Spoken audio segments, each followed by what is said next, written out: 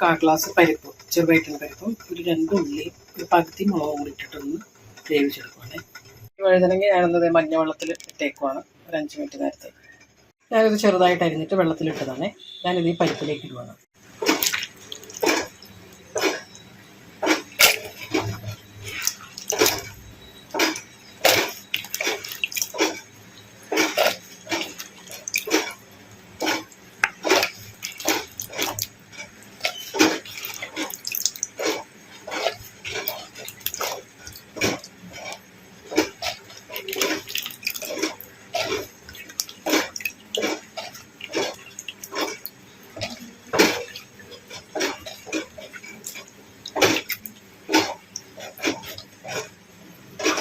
ആവശ്യത്തിനുള്ള ഉപ്പും മഞ്ഞളും ഒക്കെ ഇട്ട് ഞാനതൊന്ന് വേവിച്ചെടുക്കുവാണ്.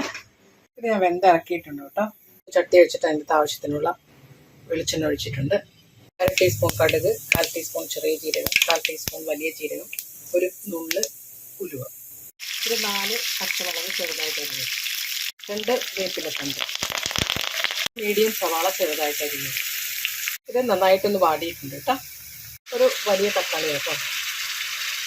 നന്നായിട്ടൊന്ന് മൊരിഞ്ഞിട്ടുണ്ടില്ല, നല്ലൊരു സ്മെല്ലായിപ്പോൾ. അപ്പോൾ ഇതിനകത്തേക്ക് നമുക്ക് വളരെ കുറച്ച് മസാലപ്പൊടികൾ ഇട്ട് കൊടുക്കാം.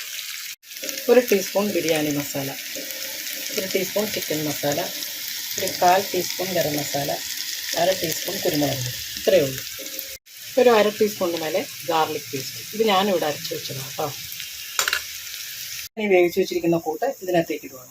നന്നായിട്ടൊന്ന് ഇളക്കി കൊടുക്കട്ടെ കേട്ടോ. അപ്പം നമ്മുടെ കറി റെഡി ആയിട്ടുണ്ട്. അതിനകത്തേക്ക് കുറച്ച് നെയ്യ് ഇട്ടാൽ മതി.